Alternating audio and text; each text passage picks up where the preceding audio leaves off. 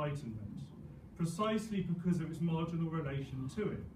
Its documentation is then not primarily found in the textbook, although there is now significant literature in this area, but in accumulated traditions, expressions, and politics, many of which are sonic, which is what you just talked about. Similar commentary could also be made of the pirate radio and, I think, YouTube music videos, but in different ways.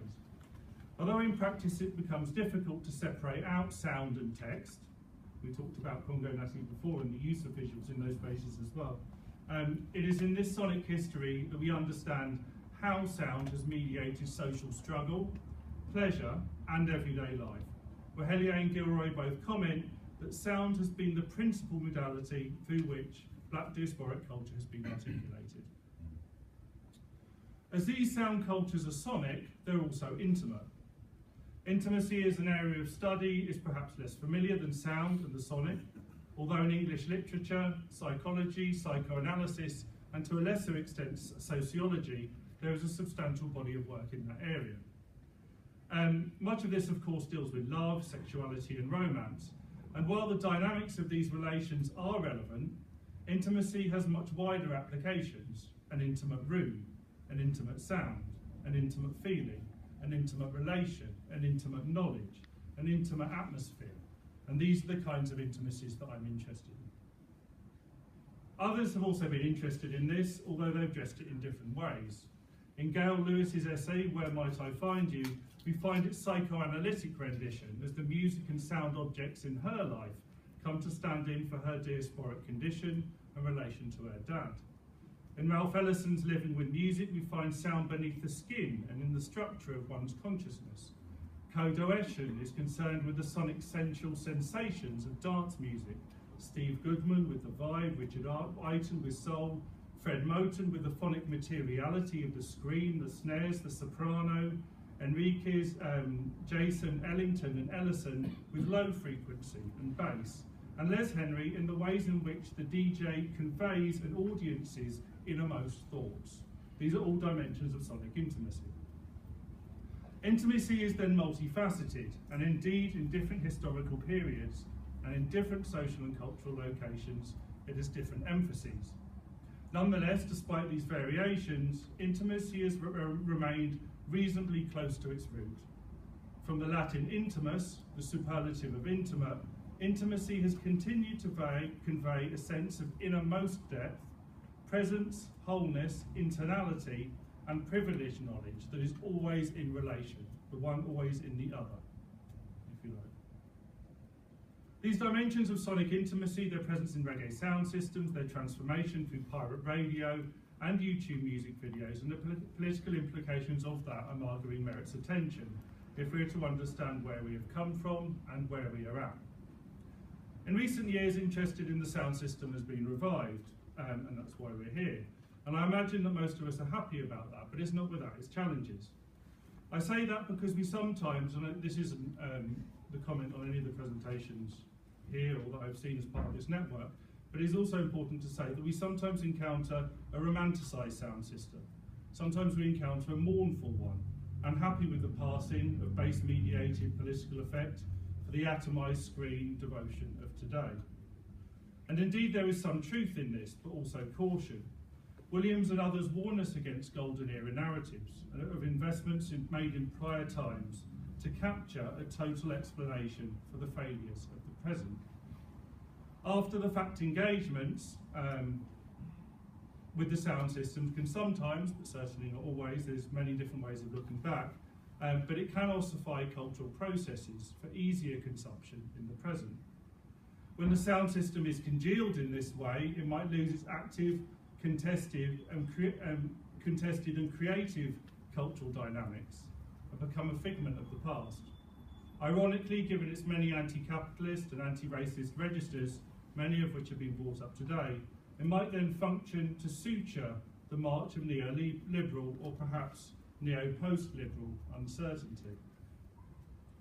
This can feed the myth that the sound, music and youth cultures of today are apolitical and totally ensnared. And it was interesting, that cyclical kind of version of that, which is part of the golden era narrative. It can support the idea that alternative politics has died, rather than facilitating an exploration of what its transformation might be, what might have been lost and what might have been gained. Such composites of loss and uncertainty feed the re-emergence of economic determinism, which states for the nth time that capitalism has captured our revolutionary soul. The recurrence of this debate should itself signal an overinvestment. Its static and inflexible mapping onto contemporary culture should perhaps warn us against its analytic promise, rather than steel us in a seemingly newfound radical posture. But it tends not to. Rather, in media and cultural studies, these arguments receive continued traction by arguing that alternative political demands and/or human freedom, always positive in the past, are captured in the all-commodifying replication networks of contemporary communication and capitalist systems, of which YouTube is part.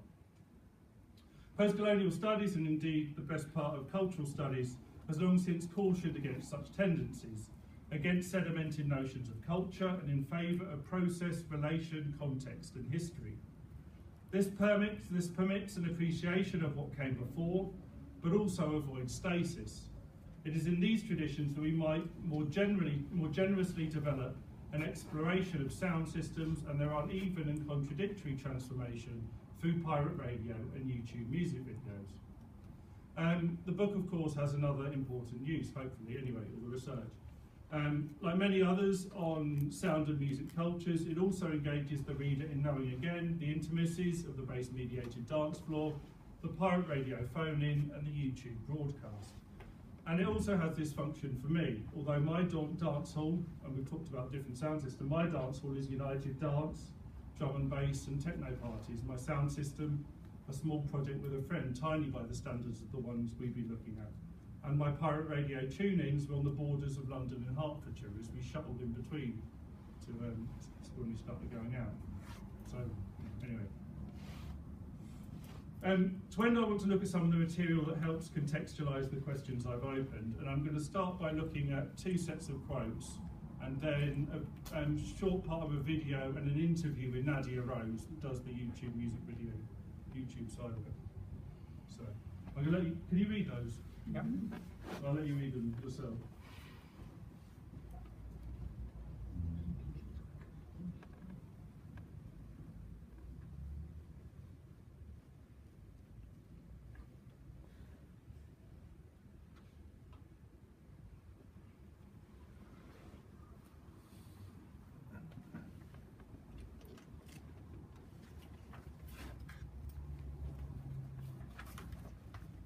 Okay? Yeah? On pirate radio.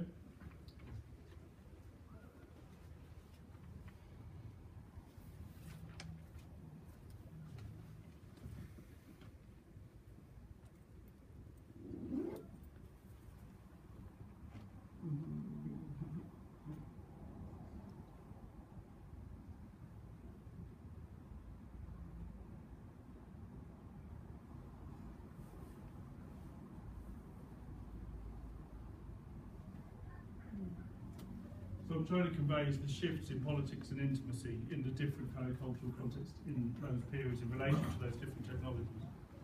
So the last thing I want to look at is to quickly look at Nadia Rose. So for those of you who don't know, Nadia Rose is a rapper from Croydon and the cousin of Stormzy. In 2016, she won a MOBO for Best Video.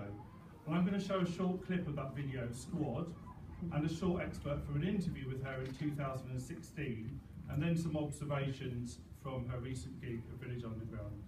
And then I'm going to leave that hanging. That's the kind of question that I'm trying to deal with. So let's look at this first.